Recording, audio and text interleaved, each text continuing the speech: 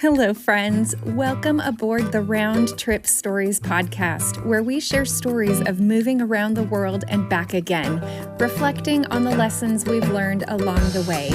My name is Melissa. And my name is Tracy, and we are so glad you're joining us for today's episode. Welcome back to part 2 of our interview with Professor Phil, teacher, educator, and mentor who moved to China to work with international schools. Phil worked for a significant 16 years in teacher training and leadership development with his international school consortium, now called LifePlus. As he approached the age where he might not be offered a visa to stay in China, he and his wife returned to the U.S. on a recruiting trip and to also consider moving back. That was the time the coronavirus was starting to spread in China, so they decided to stay in the U.S. without having said goodbye to their home in Beijing. So buckle your seatbelts and make sure your tray tables and seats are in their upright positions as part 2 of Phil's round trip story gets ready for takeoff.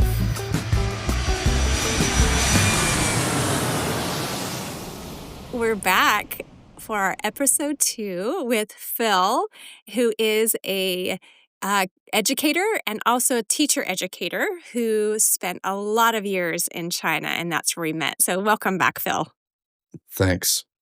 Phil, we would like a little review. Can you please tell us about how long you were in China and then also why you returned and where you landed and then what you did at that point and what you're doing now? So we went to China in 2004. And then in the 2000 teens, we started talking about how much longer will we stay, because by that time I was 66, 67. You're not really supposed to get a work visa after age 60, but we'd been there for a while. And because I had a PhD, that got me more points in the system. But we were thinking, okay, maybe one more year, maybe 2 more years if we're blessed with a work visa. And this is all in the fall of 2019. So in January of 2020, we had been asked to consider taking over the recruiting part of our company. We needed to recruit 30 to 80 teachers a year. And they asked me would I consider coming back to lead that effort. And we really loved where we were, but we also weren't sure how much longer we could be there. So January 2020, we left to come back to the States on our regular spring recruiting trip. And by February, we had decided that, yes, we will accept the offer and we'll leave Beijing this summer. But then things started happening, and we were scheduled to go back to Beijing March 8th, and by March 1st, it was obvious that wasn't going to happen. Because there was the pandemic. Yes, this is the COVID pandemic. And your trip that you took in January, it was intended to be just a recruiting trip. Yeah. So all of your life and home was still there. Back in Beijing. Yeah. And by April, it was obviously we weren't going back for a while. So we actually had a friend pack up a lot of the stuff in our apartment, which we gave away a lot of things, sold a few things, and ended up in the States sheltering in place with my wife's mother. So that was our return to the States. Oh, wow. Man. So you repatriated without realizing that you were repatriating. Right. Without the chance to say all the goodbyes and, all of the things that you do when you know that you're leaving. And so did you go back? You must have gone back at some point to get some of your things that you had left behind, or was it all just gone? Have you ever heard of 7 Seas? No. Okay. They're a very wonderful shipping company. So a friend of ours, Josh, packed up 6 30-kilo boxes and my bicycle. And it shipped it to us. And we got it. And, we had learned in the first move that you can buy almost anything that you need. You can't buy family pictures. Right. And emotionally sentimental related stuff. Yes. About half of those got broken on the way, but in some ways, I still put them up and they got the little dings and stuff on them, and that reminds me, I got Yeah. some dings on me too. Um, yeah, so what did I do when I got back? I started in on recruiting and mobilization, leading the team, and how do you recruit when you can't travel? So it was Yeah. quite a time, challenging, time. Um, so for 2 years, I was director of mobilization, and then, for 2 years, I worked half-time in that, and now starting this past July, I'm mostly retired, just doing a couple recruiting trips once in a while.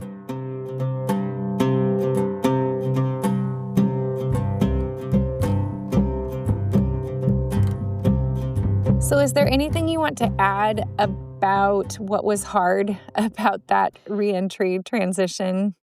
Sure. So you already alluded to it because we didn't get to visit and say goodbye to places. So for me personally, I mean, people are important, of course, but places are important to me. And you know, we never went to one last time to go up and stay overnight at the wall at that place, and one last time for this, one last time for Mhm. that.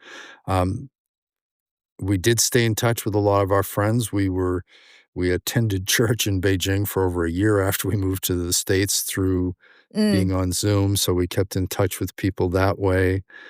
Um, but I feel really blessed. One of my practices before I would come back on recruiting trips is I would fill up my China cup. So I'd take my bike and I'd ride out through the villages. I'd ride up towards the wall, not usually all the way to the wall, but I'd just take a bike ride up to just through the villages and buy some of the breakfast food. And I did that 2 days before this trip. And it actually had snowed and the road got snowier and snowier, and I had wanted to get up to my favorite pass, and I didn't make it that far because I thought, "Yeah, this is getting unsafe." But I did have one last bike ride, and I did have a picture of me and my Oh. bike in the snow, so that, Mhm. um, was kinda neat. And then when we Yeah. were asked to go back to serve in China in the spring of 2023, I did get to visit some of the schools and see some of our friends, one last time. We actually didn't do much in Beijing because I didn't think I was ready emotionally, for Mm. it. So we Mhm. we did fly in and out of Beijing, but most of the time we were in another Chinese city. I'm a little it kind of surprises me that you didn't go back to Beijing because it was too hard. Alright. So that's probably an exaggeration. So, Okay.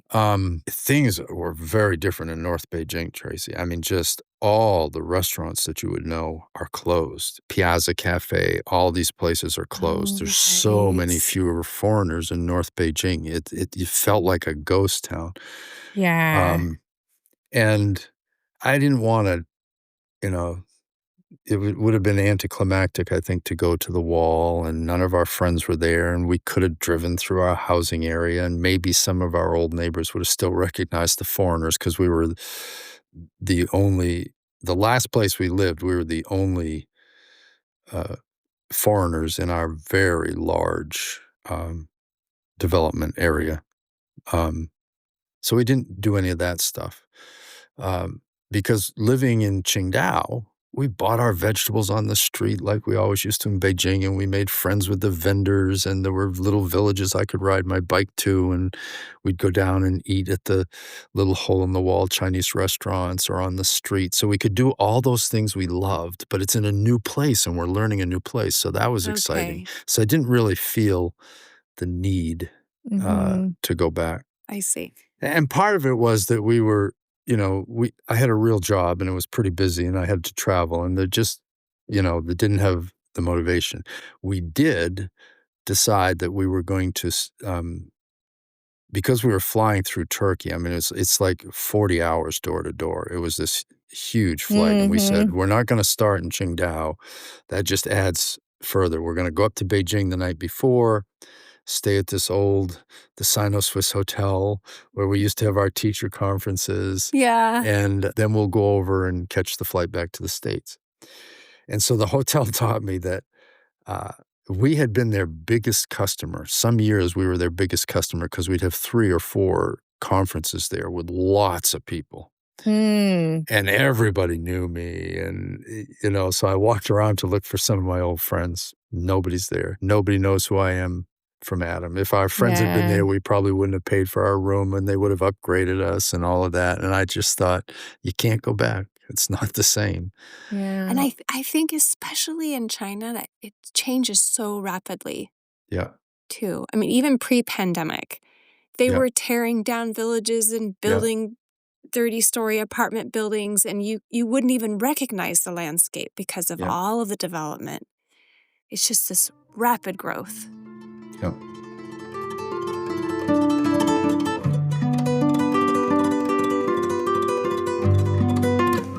So tell us what was helpful and good about your transition. Yeah. I was working for the same company, even though I'd always done about a quarter of my job was recruiting. Now that's was my full-time job, but I'm working with a team that I've worked with before. People know me. We already had a good relationship, and it got even better. Um, and so that was very smooth. I can remember saying to him, "Cut me some slack. Give me 6 months because I'm gonna keep saying China this and China that, and, oh, in China, we used to do this, and, oh, I miss this." And I said, "Just give me 6 months, and then Mhm. I'll try to, uh, be settled in here."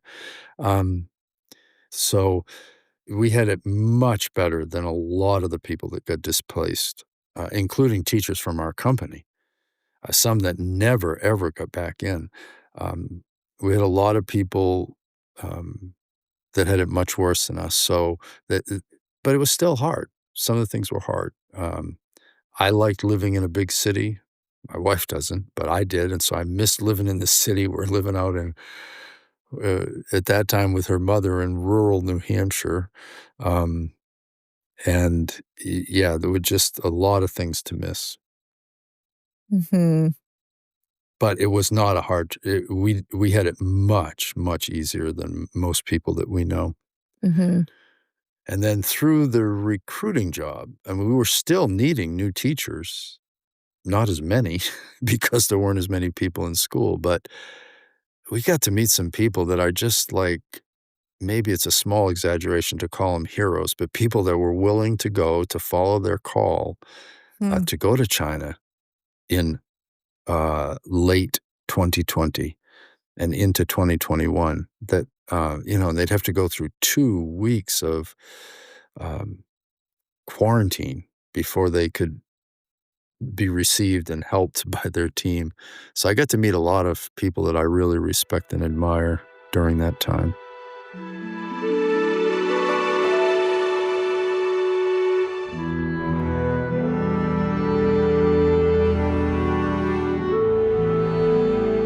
I'm thinking back on all the different people that we have interviewed. We've been doing this now for a couple of years, but I think, Tracy, tell me if I'm wrong, but I think that Phil, you're maybe the first one we've interviewed who didn't move abroad until you were in your 50s. Yeah. And that is a different thing than moving when you're in your 20s or 30s with young kids or, maybe even as a single person without kids. And, it's a challenge to move your children with you abroad. It is a different kind of challenge to move and leave your adult children behind and your grandchildren and that kind of thing. So I don't know if you have any thoughts on that, whether it's for people that maybe Mhm. have Yeah. thought about it and thought I could never do that, or I don't know. And I guess the other thing that I was curious about was, did you see this coming? Did you know that you might do this someday, when you were in your 30s and Yeah. 40s, or did it just kind of come out of nowhere? Yes. Okay, so we did know we were gonna do it. Shortly after we were married, we both felt that we wanted to go and teach overseas. Okay. But then adopting the 2 older kids became more important, and then, you know, started having kids, and life just there wasn't the right time. And then when Mhm. the right time came, by then I was 50. But my belief is that 50 to 60 is about the peak of your, although I would not downplay the 60 to 70 part either, but from 50 to 60 is some of the most productive time of your life because you still have energy and fresh ideas, but you've got wisdom and Mhm. experience to Mhm. go with it. So I've recruited a few people that finished a long teaching career in public education and they got their retirement and then they've got still 10 more good years to go overseas. And so we had several people like that working with us. So it's a good time to go. And that's such an important demographic for leadership. Right. Yeah. Right. Because you can't have mature leadership if all you have at your school is 30-year-olds and 20-year-olds. Right. I mean, that's fine, but And they appreciate having some older folks around like their aunts and uncles. So it was a little bit hard. I can remember our youngest grandkid that was alive, he didn't understand that we weren't going for the rest of our life, and he just hugged us Oh. and cried. But Mhm. then, a few months later, we were back on our first recruiting trip and stopped to see him, and still can remember him running across the yard with his arms out, "Papa, Papa." Mhm. So we were blessed to be able to be either at or near the birth of all of our grandchildren and to see them Mm. on almost every trip. So, And uh, how often did you make trips to come back? three times. So 2 recruiting trips, and then we got a half a summer every year because so much of our work was in the summer. Oh, so 3 times a year you were back. Yeah. That makes a huge difference, at least as far as the grandkids goes. Yeah, we got to see them frequently, and then when we were there, we were often living with them for several days, so that Yeah. is a way to get to know them better. Mhm. Um, so it was a good time to go. The short answer is if you're where you're supposed to be, stuff works out. I mean, I've Yeah. had many friends that say, "Yeah, my parents are closer to my kids, even though they only see them once every couple years or once a year, than they Mhm. are with my brothers and sisters' kids." Because Mhm. we make the effort to stay in touch and Mhm. Zoom. Our youngest grandchild that still lives in China, we were just on Zoom with him last night and playing games. And the first time he saw us in the flesh, he hardly hesitated to come to us because he knew Yeah. us. Yeah. So, yeah, going at an older age has its benefits.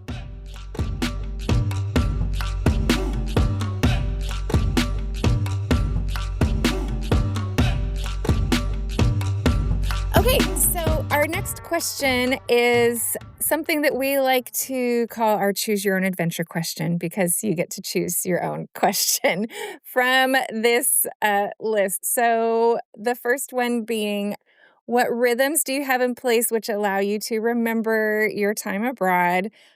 Or what do you do with all the feelings, memories, relationships, and love for the place and people there? Or do you have a favorite funny story about your time abroad or transition back that you want to share? So, which of Okay. those would you like to answer, or a combination? So I get answers to all three. So I'll say the rhythms in place. I don't know if it's a rhythm, but my office is here in my home. Um, we had a training center in Beijing uh, for Chinese teachers, and so I have pictures of each of the groups that went through that. I've seen those Mm, photos. Yeah, you probably are in more than one of them. Anyway, I've got the different mugs from the schools, but uh, I've got stuff like that that I see every day, and it reminds me of this significant part of my life. Phil, can I just say, when you're using that word significant, that it was significant in time, but it was also very significant in purpose because you did so much there to train not only the foreign teachers, but the Chinese teachers too. Right, And that was significant. right. Yeah, it's significant in a lot of ways. Um, the feels, the memories, the relationships. So I can remember a quote from a teacher that was quoting somebody else, I'm sure, but she said to some of us, "Don't cry because it's over. Smile because it happened." Hmm. Or you could say, don't be sad it's over. Be thankful that it happened. Or Mhm. don't mourn because it's over. Rejoice because it happened. And I've really tried to do that it's okay to miss stuff. I mean, I wouldn't miss it if it wasn't so good. I miss many of my Chinese friends, and I'm not sure I'll ever see them again, but some I'm still in touch with, and I've even helped a couple of them Mhm. with some things. So, yeah, that's the feels and the memories.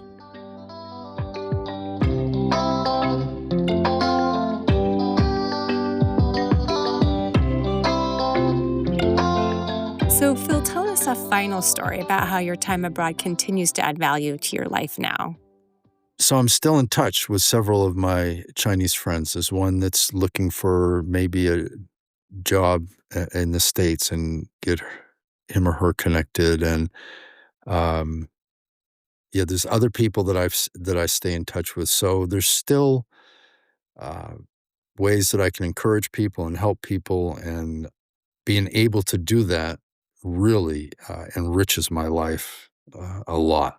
And that was it is such a big part of who you are, is an encourager, a connector. Yeah.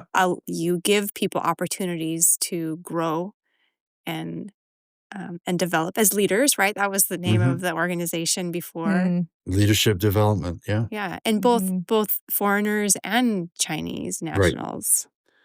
Right, I and I know remember. that was your style in Wuhan, that you have raised up some little disciples there, so, yeah. I guess okay, so if we think about relationships, it's what we do with people and for people that has lasting value. Mhm. Uh, so many of the things that I've worked on in China are just done, closed, sometimes unexpectedly and very sharply, and sometimes they just phased out. But the people that were trained or that got a master's degree or a professional certificate or something, they're still doing their thing, maybe in China, maybe someplace else in the world. So um, there's things that we do that can disappear, and there's things that we do that go on well beyond us. And it's usually those things that involve uh, helping people develop uh, and grow that are the things that last. That is absolutely true, and a great way to say that. Well, Phil, what is one last word of encouragement or advice you can give to our listeners? I think I already said it, so I'll say it again. Okay. Uh, if if your skills and interests fit in a need that you see, whether it's in your hometown or across the world, um, don't be afraid to step out. Um, if you're going where you feel called, where you think you're supposed to be, yes, there's obstacles to overcome, but there's usually far more rewards than the obstacles, and the obstacles actually are stretching and help you to grow. So, um, I tend to think everybody should do this. It's the greatest thing. Everybody should do it. But that's I know. because Me too. I'm called to do it, and that's because I'm built that way. So Mhm. not everybody feels that way. But if you are one of those people whose heart just kind of leaps in you a little bit when you hear these stories and when you think about the possibility of living and serving overseas, that go for it. Yeah. And also with a teaching credential from the United States, you can teach anywhere in the world. Yes. And it's not Yes. ESL teaching, it's like you teaching first Right. grade in an international school Right. or history in an international school. So it's Yeah. this great whole other field of teaching that many don't know about. That's right. American curriculum taught in English, and you get paid to do it. In China or in And India yep, or in and your Peru. housing's provided and airfare's provided, and you get to meet some really interesting and wonderful people. Yes. And we'll put Phil's organization in the show notes, and there are other organizations too that recruit teachers to teach overseas. Thank you so much, Phil. All I'm right. so grateful that I got to meet you in China and that our guanxi has continued and that you agreed to come and share your wisdom with us on this podcast. So thank you so much. As we land this interview, we hope that you have been inspired by Phil's stories. His transition back to the U.S. was amidst an unexpected stay and time in our world during the pandemic. Nonetheless, he remained with the same company and used his gifts to recruit more teachers to go overseas to use their gifts. Always the mentor and encourager, Phil continues to do both over distances and right there at home with his expanding family. When he left for Beijing, he had 2 grandchildren, and now he has 20 grandchildren. He knows that the relationships which he left behind in China still bear fruit, as will the relationships he has with his family back in the U.S. No matter what leg of the journey you're on, friends, we are so grateful you have brought us along with you. Come back next time to hear from my next guest, Kristen Moro-Ara, a U.S. advocate for youth with disabilities and their families, divisional coordinator for Young Life Capernaum, and mother of 4. From a young age, Kristen felt a connection and friendship to children with disabilities, and that passion was incorporated into her ministry and into her desire to help establish such support in Peru. If you're enjoying our podcast, we'd love it if you would leave us a review in your podcast app. And don't forget, you can visit our website at roundtripstories.com to see photos of our guests and to join our email list. And of course, tell your friends to travel the world with us. No passport, no packing, and no goodbyes required.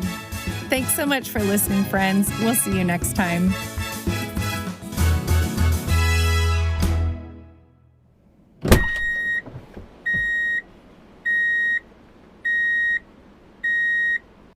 I feel like we need you to wrap us up, Tracy, with your Take Me Home My song? song. Okay, here we go. So this is in honor of me being in West Virginia and us both having lived in North Beijing. Okay. So Phil lives in West Virginia right now, and there's a song by who? John Denver. By John Denver, and it's called West Virginia. Maybe you've heard it. West Virginia, Mountain Mama, take me home, those country roads. Okay, so when we were in China our first years, and we would be biking down roads, and there would be we lived in the north of Beijing, which it was pretty rural at the time. And Melissa and I live in a city, but there's a lot of countryside around us. And so for me, I would sing that country road song to kind of soothe my heart. And so I'm going to sing it to Phil right now because it's both of who he is right now and who he was in China. Okay, so here we go. Country roads take me home to the place I belong. 望客后沙유순이 Beijing, China. Bravo, That's beautiful. bravo. I hope that goes on the bloopers because I'm embarrassed to sing. But Phil, I did it for you. All right.